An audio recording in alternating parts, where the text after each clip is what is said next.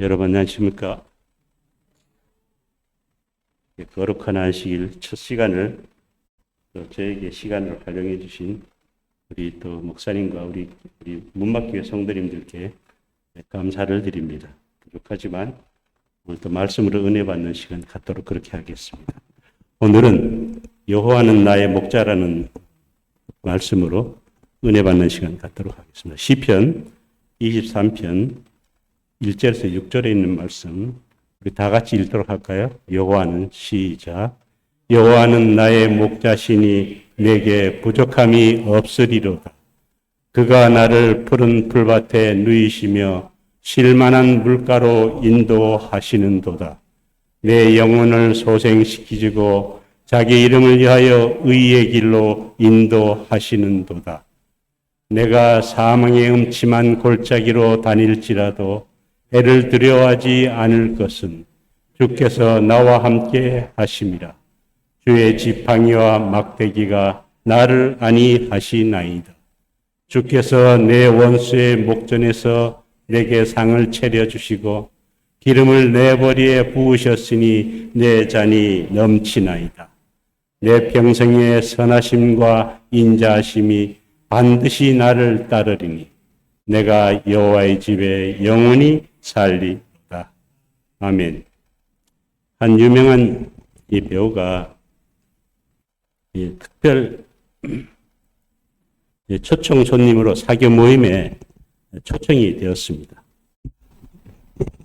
많은 사람들이 그에게 이제 문학 작품 중에서 몇 구절을 암송해 달라고 이 초청 손님에게 이렇게 부탁을 했습니다. 그 중에 그 참석자 중에도 누가 있었는가 하면 목사님도 있었습니다. 그 배우가 마땅히 이 암송할 구절이 생각나지 않아서 고심을 하고 있자 옆에 목사가 그에게서 시편 23편을 낭송하면 어떻게 하느냐 그렇게 제안을 했습니다. 그 배우는 자신이 그러면 내가 하겠다. 24편을 낭독하고 난 다음에 목사님도 그러면 같이 낭독하는 조건으로 이 배우가 시편 23편을 낭독하기 시작했습니다.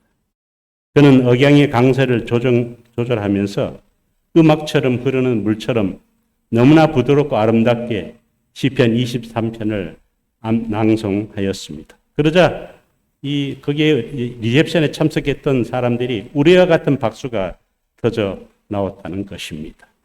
다음으로 그 약속했던 목사가 낭독을 시작했습니다. 목소리는 거칠고 둔탁하고 세련된 것과는 거리가 있었습니다. 왜냐하면 이 원로 목사님이기 때문에. 그러나 그가 이 원로 목사가 낭독을 마쳤을 때 그곳에 모인 모든 사람들의 눈에는 눈물이 맺혀 있었다는 것입니다. 한 사람이 배우에게 질문을 했습니다. 무엇이 이런 차이가 나게 했습니까? 그러자 배우가 이렇게 대답을 했습니다. 나는 시편 23편을 알고 있었지만 목사님은 목자를 알고 있었습니다. 우리 사랑하는 문막 성도 여러분, 이 시편 23편은 다윗만의 시편이 아니고 우리 모두의 시편이라는 것입니다. 그러므로 우리가 고백해야 할 여호와는 나와 여러분의 목자가 되신다는 것입니다. 아멘입니까? 예, 이 시편 23편은 고독한 인생의 가장 친근한 곳이고 많은 인생의 눈물을 닦아준 손수건이라는 것입니다. 가슴이 답답하고 괴로운 성도, 어쩐지 외롭고 슬프고 눈물 나는 성도도 분명히 우리 성도들 가운데 있다는 것입니다. 여기 시편 23편이 우리 모두의 눈물을 닦아주는 위로의 손수건이 되기를 우리 예수님 이름으로 기도한다는 것입니다. 그래서 주석가 매트 헨리는 말하기를 시편은 23편은 궁핍한 자를 풍성한 자로 만드는 시편이라고 그렇게 매트 헨리가 말을 했고요. 루터는 말하기를 슬퍼하는 자를 기쁨의 잔이 넘치도록 하는 것이 시편이라고 그렇게 말을 했습니다. 유명한 시인 롱펠로우도 말하기를 세상에서 가장 많은 사랑을 받고 있는 시인은 누구의 시일까요? 누가 이렇게 묻는다면 나는 다윗이 쓴 시편 23편이라고 대답하겠다라고 롱펠로우는 대답을 했다는 것입니다.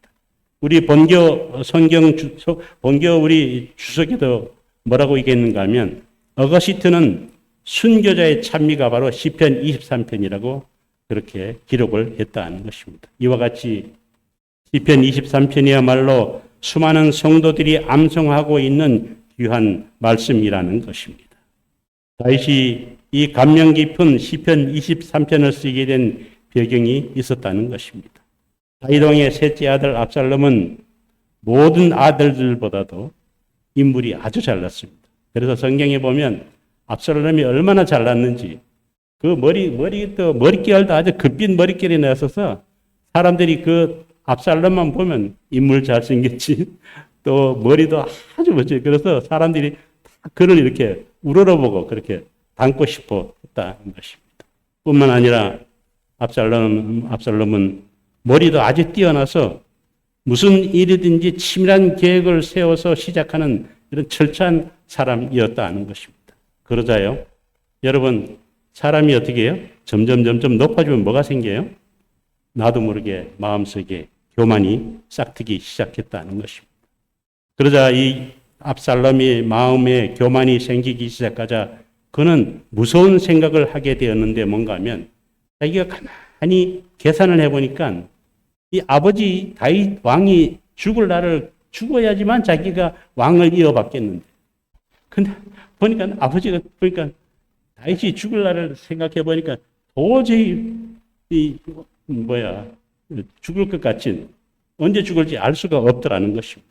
그러자 또 뭔가 하면 게다가 아들들은 또 얼마나 많은지 그런데 누가 왕이 될지를 또 아버지가 자기를 왕으로 해줄지를 모르겠다는 것입니다. 그래서 생각하기를 압살롬은 사람들을 모아서 스스로 왕이 된 후에 군대를 일으켜서 예루살렘을 향하여 공격하여 올라갔다는 것입니다. 다윗 왕은 이 소식을 듣고 깜짝 놀랐습니다. 아들이 셋째 아들 압살롬이 반란을 일으켰다면 어떻게 돼요? 그렇게 되면 어떻게 해요? 싸우면 어떻게 되겠어요? 싸우면 분명히 다윗이 이깁니다. 이기지만 어떻게 해요? 이거는 피비린난한 이런 뭡니까? 이 부자지간의 싸움이 되기 때문에 이 다윗은 더 이상 피를 흘려서는 안 되겠다 생각을 해서 다윗 스스로 신하들을 이끌고 예루살렘을 성을 내주고 피난길에 오르게 되었다는 것입니다. 정말 기가 막힐 노릇이었습니다. 그렇지만 다윗은 울지 않았다는 것입니다. 그렇다고 다윗은 그 반역을 일으킨 아들을 저주하지도 않았다는 것입니다. 그러면서 그는 그 환난 가운데서 그 쫓기는 가운데서도 이 시편 23편을 썼다는 것입니다. 다윗은 본래 여러분이 잘 아시는 대로 시골에서 양을 치던 목동이었습니다. 그런데 정말로 다윗만큼 하나님의 은혜로 형제들도 얼마나 많은데 형들이 얼마나 많은데 정말 하나님의 은혜로 이스라엘의 왕이 되었다는 것입니다. 그는 양치던 목동 시절 양을 정말로 사랑하면서 돌보던 때를 추억하면서 지금 자기가 어려움을 겪고 사망의 음침한 골짜기를 걷고 있지만 여호와 하나님은 자기를 돌보시며 이끌어 가시는 목자시라는 확신을 가지고 이 시편을 지었다는 것입니다. 비록 시련을 겪고 피난길에 있지만 하나님을 신뢰하고 하나님을 찬양하는 위대한 신앙은 하나님의 은총을 입을 수 있는 아름다운 믿음은 우리 다윗이 간직하고 있었다는 것입니다. 여러분, 동방의 의인 욥은 하루아침에 재물을 잃고 하루아침에 자녀들을 몽땅 잃고 하루아침에 육신의 병까지 들어서 제 가운데 앉아서 기와 조각으로 자기의 몸을 끓고 그렇게 신음하고 있었습니다. 그 모습을 본 아내는 욥기 2장 9절에서 이렇게 말하였습니다. 다 같이 읽을까요? 욥의 아내가 시작. 욥의 아내가 그에게 이르러 당신이 그래도 자기의 온전함을 굳게 지키느냐? 하나님을 욕하고 죽으라. 뭐라고 얘기를 하고 있어요? 하나님을 욕하고 죽으라. 여러분, 제가 문막교회를 보니까 이 아내가 남편한테 제일 순정하고 바가지 안 끓는 사람이 내가 제가 보기에는 김도하 집사밖에 없는 것 같아요. 제가 보기에는 그런 것 같아요. 물론 오늘 우리 여기 둘째 딸 뭐 반찬 좀 해주는데 제가 늦게 샤워하고 그랬다가 야단을 맞긴 했지만 우리 김도하 집사만큼 선한 사람이 없다. 다른 여집사들 보니까 다 잔소리가 많고 신랑을 못 살게 군다. 여러분 죄송합니다. 근데 여러분 이 욥의 아내뿐만 아니고 소크라테스도 뭐 여러분이 전해 내려온 얘기를 들어보면 이 소크라테스가 부인이 남편을 정말 싫어했어요. 왜냐하면 벌어오라는 돈은 안 벌어오고 맨날 광장에 나가서 뭐 너 자신을 알라 얘기만 하고 집은 맨날 가난하게 살고 그래요.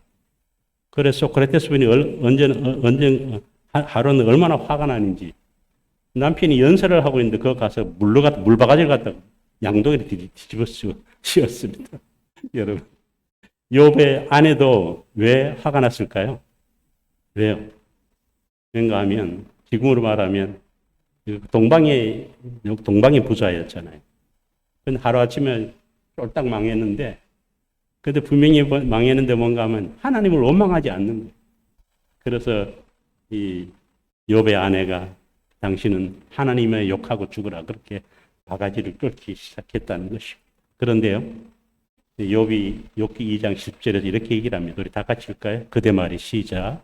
그대의 말이 어리석은 여자 중 하나의 말 같도다. 이 모든 일에 욥이 입술로 범죄하지 아니하니. 여러분, 욥의 이담이 어디에 있습니까? 그렇게 환란이 오고 친구들이 조롱을 하고 또 부인이 조롱을 하고 자녀를 다 잃고 하루아침에 재산이 몽땅 다 잃고 그렇게 해도 완전 알거지가 되는데도 뭔가 하면 욥이 입술로 뭘 하지 않았다고요? 하나님을 욕하고 범죄하지 않았다는 것입니다. 여러분 그 결과가 어떻게 됐을까요? 자기의 순전함을 지켰기 때문에 결국은 어떻게 해요? 욥의 갑절의 축복을 받을 수가 있었다는 것입니다. 사도행전에 나오는 바울과 실라는 좋은 일을 하다가 억울하게 매를 맞고 감옥에 갇혔지만 저들을 원망하거나 탄식하지 아니하고 오히려 하나님을 찬양하자 저들이 갇혀 있던 감옥문이 열리고 오히려 하나님께 영광을 돌리는 계기가 되었다는 것입니다. 그러나 우리가 바라는 것처럼 우리의 삶이 순풍의 돛담배에 갇히는 않다는 것입니다. 분명한 것은 로마서 8장 28절에 이렇게 말을 합니다. 우리 다 같이 읽을까요? 하나님의 시작. 하나님을 사랑하는 자, 곧 그 뜻대로 부르심을 입은 자에게는 모든 것이 합력하여 선을 이루니. 여러분, 뭐라고 얘기했는가 하면 분명한 것은 로마서 8장 28절의 말씀처럼 하나님을 사랑하는 자, 곧 그 뜻대로 부르심을 입은 자들에게는 모든 것이 합력하여 뭘 이룬다고요? 선을 이룬다. 제가 문서전도를 이제 한참 하고 있는데 우리 아이들이 이제 막 대학교 들어가고 큰 애가 2학년이고 우리 둘째 애가 대학교 1학년이고 또 막내가 고3이고 그러니까 한참 돈이 아무리 돈이 많아도 부족한 그런 시기인데 제가 뭐 객기로 제가 이제 문서전도를 나와갖고 그래 그 당시에 제가 아무리 열심히 해도 100만 원 이상을 벌 수가 없더라고요. 문서전도는 한계가 있다.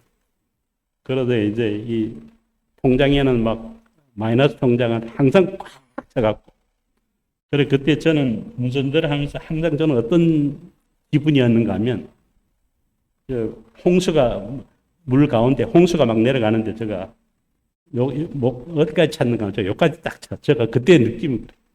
딱 제가 물이 여기까지 찼어요. 그래서 밑에는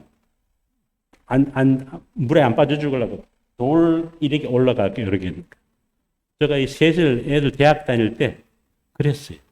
그래서 왠가 하면 아빠 뭐 이렇게 학교에서 아빠 돈 하면 어떻게까지 붙여야 되거든요. 그래서 이제 그래갖고 그러다가 저와 같이 문선들 하던 한 권장희 목사님이라고 그분이 이제 교회에 이런 얘기하면 안 되는데, 그때 제가 월정연금을 그때 한 20년 전이니까 7만 원을 냈습니다. 그래, 그 목사님하고 이제 문순들 하다가 제가 이제 형편을 얘기했더니 그 목사님하고 화를 막 내시면서, 아니, 손장로 당신 정신 있냐 없냐 하면서 말이야.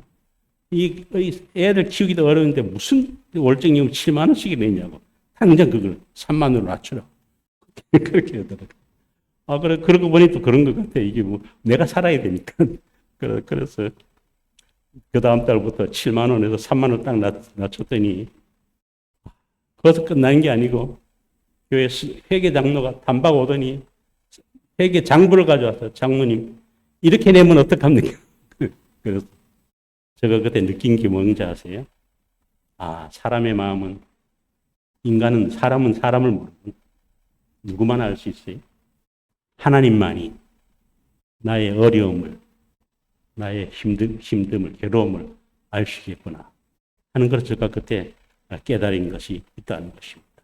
그렇기 때문에 여러분, 이 로마서 8장 28절의 말씀처럼 하나님을 사랑하는 자, 곧 그 뜻대로 부르심을 입은 자들에게는 모든 것이 협력하여 뭘 이룬다고요? 선을 이룬다고 분명히 말했다는 것입니다. 이와 같이 다윗은 그의 시편 23편을 통해서 우선 자기 자신이 위로를 받았고 후대의 수많은 인생들의 눈물을 닦아주는 손수건이 되었다는 것입니다. 우리 사랑하는 우리 문막 성도 여러분, 여호와를 나의 목자로 삼으시기 바랍니다. 그리하면 하나님의 축복이 여러분과 영원토록 함께 하신다는 것입니다. 그렇다면 여호와를 나의 목자로 삼으면 어떤 축복을 받을까요? 부족함이 없는 축복을 받는다는 것입니다. 우리 다 같이 읽을까요? 23장 1절 여호와는 시작. 여호와는 나의 목자시니 내가 부족함이 없으리라. 목자는 고대 이스라엘 사회에서 고된 일에 비해서 소위 말하는 월급이 얼마 되질 않았어요. 그 당시. 보상이 얼마 되지 않아서 누구나 기피하는, 또 그때 3D 업종이 뭔가 하면 양치기 소년, 양치는 사람이었고, 또 이스라엘 사람들이 천대하는 가운데 하나가 뭔가 하면 양치는 사람들이었습니다. 아주 이렇게 하류로 보는 그런 직업이었습니다. 그래서 이 목자는 밤낮으로 양들과 함께 지내야 했다는 것입니다. 또한 때로는 이 그림에처럼 맹수의 공격도 이렇게 피해야 했고요. 또 어떤 데는 도적들이 침입을 경계해야 했을 뿐만 아니라 양들이 또 그릇된 길로 가지 않도록 늘 살펴주어야 했다는 것입니다. 그러므로 부족함이 없으리로다라는 이 말은 하나님이 나의 목자시기 때문에 나는 늘 건강하고, 하나님이 나의 목자시기 때문에 나는 부도를 안 당하고, 하나님이 나의 목자시기 때문에 자동차 사고를 안 당하는다, 이 뜻이 아니라는 것입니다. 하나님이 나의 목자가 되셔도 여전히 나는 사망의 음침한 골짜기를 다녀야 되지만, 한 가지 중요한 것은 여호와 하나님이 나와 나의 목자이시기 때문에 나는 병중에서도 혼란 속에서도 인생의 풍파 가운데서도 전혀 부족함을 느끼지 않는다는 것입니다. 하나님이 나의 목자가 되시면 왜 부족함을 느끼지 않을까요? 하나님께서, 첫 번째는요, 하나님께서 필요함을 채워주시기 때문이라는 것입니다. 이 세계대 2차 대전이 끝난 직후에 연합군들이, 이제 아이들이 고아들이 많이 생겼잖아요. 부모들이 막 전쟁통에 많이 죽고 그랬으니까.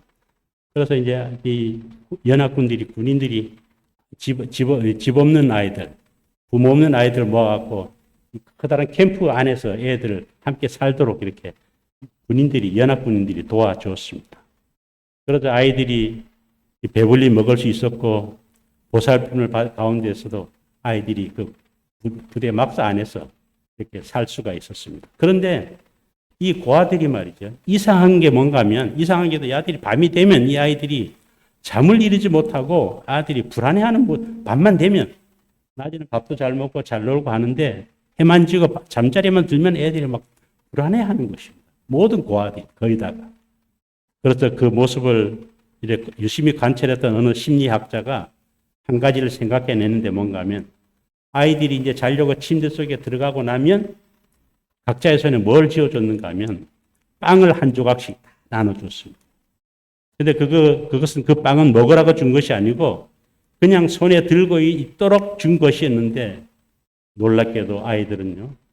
내일 먹을 것이 있다는 안도감에서 빵을 꼭 쥐고 평안히 애들이 잠을 잘 자는 모습을 볼 수가 있었다는 것입니다. 매일 내일 먹을 것을 염려해야 했던 이 고아들이 내일 염려를 해결받았을 때 비로소 평안히 잠을 잘 수가 있었다는 것입니다. 이것은 비단 전쟁 고아들만의 심리 상태만은 아니라는 것입니다. 내일 먹을 것을 염려하지 않아도 될 만큼 많이 가진 사람 중에도 뭔가 하면 뭐예요? 자식들 대까지 먹게까지 하니라고. 우리 특히 한국 부모들이 좀 그게 있어요. 나만 먹고 이래 되면 괜찮은데 미국은 안 그렇잖아요. 미국은 아무리 부자라도 그걸 가업을 자식들한테 안 물려주잖아요. 한국만은 아주 이별다. 그런데 내가 염려하지 않아도 될 만큼 이런 재산이 있고 재물이 있는데도 뭔가 하면 뭔 걱정을 하는가 하면 자식들, 쟤들이 어떻게 못 살면 어떡하다. 그래 그 자식들 배까지 먹을 것까지 염려하느라고 부모들이 평안히 잠자리에 누지 못하는 사람들이 우리 대한민국에 많다는 것입니다. 그러나 예수님은 마태복음 6장 30절에서 무엇을 먹을까, 무엇을 입을까 염려하지 말라고 말하면서 이렇게 말했습니다. 다 같이 읽을까요? 오늘 있다가 시작. 오늘 있다가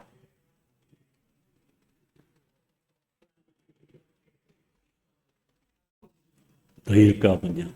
믿음이 적은 자. 뭐라고 얘기를 하고 있어요? 오늘 있다가 내일 아궁이에 던지는 들풀도 하나님이 이렇게 입히시거든. 하물며 너희일까 보냐 믿음이 적은 자들아 라고 책망하셨다는 것입니다. 하나님께서 우리가 필요함을 느끼기 오래전에 이미 우리의 필요에 대해 예비해 놓으셨다는 것입니다. 다윗은 이러한 하나님의 공급을 그가 나를 푸른 초장에 누이시며라고 묘사했다는 것입니다. 다윗은 왜 푸른 초장에 누워 있었을까요? 그것은 감사하게도 배가 이미 너무 부르기 때문에 앞에 푸른 초장이 있어도 더 먹을 수가 없을 정도로 속이 꽉 찼기 때문이라는 것입니다. 다윗은 포만감으로 이제는 더 이상 먹을 수가 없어서 그 풀밭 위에 쭉 누워있는 양의 모습을 보면서 하나님의 은혜를 생각했다는 것입니다. 그럼에도 불구하고 오늘날 수많은 그리스도인들이 이 땅에 살면서 쉬지 못하고 힘들어하며 믿지 않는 사람과 똑같이 불안에 사로잡혀 똑같은 스트레스를 받으며 이 땅을 살아간다는 것입니다. 누가요? 그리스도인, 크리스찬들. 그 이유는요, 하나님이 공급하시는 것을 믿지 않기 때문에 그렇다는 것입니다. 내 아내를 먹여 살리는 것이 나라고 생각한다는 것입니다. 내 자식의 학비를 대는 것도 나라고 생각한다는 것입니다.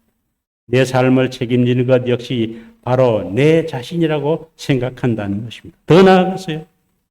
내가 능력이 있어서 내가 내 아파트를 사고 내가 능력이 있어서 내 자가용을 유지하고 내가 능력이 있어서 내 사업을 유지한다고 생각하기 때문에 삶의 모든 짐을 나 혼자 지고 있다는 것입니다. 저도 똑같은 모습이라는 것입니다. 다윗은 왕으로서 정말 부족함이 없었습니다.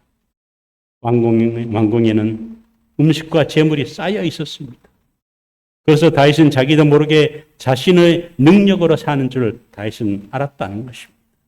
그런데 아들 압살롬의 반역으로 광야에서 도망 다니는 신세가 되자 누군가가 음식을 갖다 주지 않으면 굶을 수밖에 없었다는 것입니다. 다윗 자신의 능력으로는 아무것도 쌀 한 톨도 만들 수 없게 되자 비로소 다윗은 깨닫게 되었다는 것입니다. 그렇구나. 내가 내 목숨을 위해 양식을 공급한 것이 아니었구나. 내가 내 가족, 내 부하들을 먹여 살린 것이 아니로구나. 오 하나님 아버지, 당신이 나를 푸른 초장에 누이셨고 당신이 나를 지금까지 잔잔한 물가로 인도하셨습니다라고 다윗은 고백할 수밖에 없었다는 것입니다. 우리 사랑하는 우리 문막 성도 여러분, 이 다윗의 고백이 나와 여러분들의 고백이 되기를 예수님의 이름으로 기도드린다는 것입니다. 두 번째는요, 하나님의 인도하심이 있기 때문이라는 것입니다. 우리 다 같이 읽을까요? 시편 23편 3절. 내 영혼을 시작.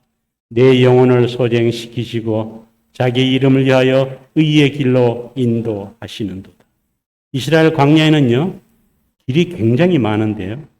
그것을 트레일이라고 이렇게 얘기를 합니다. 이것은 고속도로도 아니고요. 일부러 사람들이 길을 닦아 놓은 것이 아니라 누군가가 자꾸 밟아서 생긴 산길 같은 길을 트레일이라고 그렇게 얘기를 합니다. 본문에 말한 의의 길이란 것은 바로 이러한 길을 말한다는 것입니다. 짐승이 밟았던 사람이 밟았던 수많은 길이 있다는 것입니다. 그런데 어떤 그런 사나운 짐승들이 많이 밟아서 생긴 잘 닦여진 길이 있는데 그 길로 가면 양은 어떻게 돼요? 그 길로 갔다 오면 양은 그 맹수들의 먹이가 될 수밖에 없다는 것입니다. 그뿐만이 아니고 좋은 길을 한 번만 알았다고 하더라도 사막에 모래바람이 불고 나면 그 길이 금방 다 사라져 버려서 어디가 길인지 아무도 모른다는 것입니다. 그런데요, 누구는 알고 있는가 하면요, 목자는 안다는 것입니다. 우리가 이 세상을 살면서 가장 부담이 되고 괴로운 것이 바로 선택하는 일이라는 것입니다. 누구와 결혼해야 행복할까? 어느 직장을 가져야 할까? 무슨 사업을 해야 안전할까? 사업을 한다면 어떤 사업을 해야 할까? 이렇듯 무언가 우리가 결정하는 것이 어렵다는 것입니다. 얼마나 어려웠으면 저 청년 때 그 김상진이가 부른 노래가 있어요. 이리 갈까 저리 갈까 차라리 돌아설까 하는 그 노래가 있어요. 잊어버렸죠. 그래서 그 노래가 내용이 뭔가 하면 이리 갈까 저리 갈까 차라리 돌아서 갈까 세갈래길 삼거리에서 비만 내린다. 여러분 그 나그네 길이 그 가사가 잘 표현했습니다. 이리 갈까 저리 갈까 어떻게 하다 차라리 돌아서 갈까 하다가 어떻게 세갈길 삼거리에서 비만 내리고 있는 나그네 모습이 우리의 모습과 같다는 것입니다. 겉으로 보기에는 환하고 대로 같지만 사망으로 인도하는 길도 있다는 것입니다. 이럴 때일수록 우리는 하나님께 의지하면 하나님께서 반드시 우리를 인도하신다는 것입니다. 아프리카 최전방 선교 기지에 있었던 한 여자 선교사가 갑자기 아프리카에 선교를 하고 있는데 갑자기 이독한 병에 걸렸어요. 그래서 어떻게 마침 그런데 매달 한국에서 보내주는 이 생활비도 그날따라 그달에 한 푼도 돈이 도착하지 않았어요. 그러니까 이 여자 선교사가 할 수 없이 어떻게 돈도 없죠. 또 죽을 병에 이독한 병에 걸렸죠. 그러니까 어떻게 했는가 하면 매일 뭘 먹은가 보리죽을 먹고 또 깡통이 든 분유만으로 겨우 이렇게 한 달을 그렇게 연명하고 있었어요. 그러면서 이 여자가 얼마나 몸도 아프고 죽을 병이 걸려갖고 먹을 것도 변변치 않고 죽만 먹고 이렇게 하니까 정말 주님이 살아 계신가? 그렇게 해서 자기는 의심을 했다는 것이고. 그런데 한 달이 딱 지나자 건강이 회복되었다는 것입니다. 그래서 건강이 회복되었을 뿐만 아니라 생활비가 마치 본국에서 도착을 해서 그래서 이 아프리카에서 정상적인 선교 활동을 할 수 있었다는 것입니다. 그러다가 몇 년이 지난 후 안식년이 되어서 자기가 귀국을 해서 이 선교사가 이제 간증을 하게 되었는데 그 당시 힘들었던 경험을 했습니다. 그때 내가 아주 죽을 병이 걸렸는데 본국에서는 돈이 안 들어와서 내가 죽으러 한 달을 살았고 분유로 한 달을 겨우 살았고 그러다가 한 달 만에 내가 30일만 나왔다. 그래 간증을 했어. 예배가 끝나자 한 의사가 찾아와서 말하기를 선교사님, 만일 선교사님의 생활비가 제때에 왔더라면 선교사님은 아마 돌아가셨을 것입니다. 왜냐하면요, 선교사님이 걸렸던 병이 소화장애성 질병이라서 30일간 보리식 처방을 해야 낫는 병입니다. 이 목사님이, 이 의사가 그렇게 얘기를 하더라는 것입니다. 그제서야 이 여선교사는 하나님께서 얼마나 놀랍도록 자기를 인도하며 돌봐주셨는지를 깨닫게 되었다는 것입니다.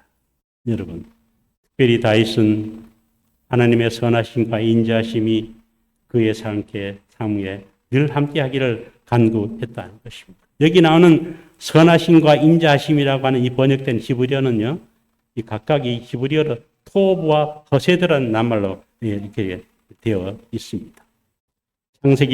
창세기에서 하나님께서는 세상을 창조하시고 난 후 이 세상을 보시고 좋았더라라고 하셨는데, 이 좋았더라는 이 말이 바로 토브라는 것입니다.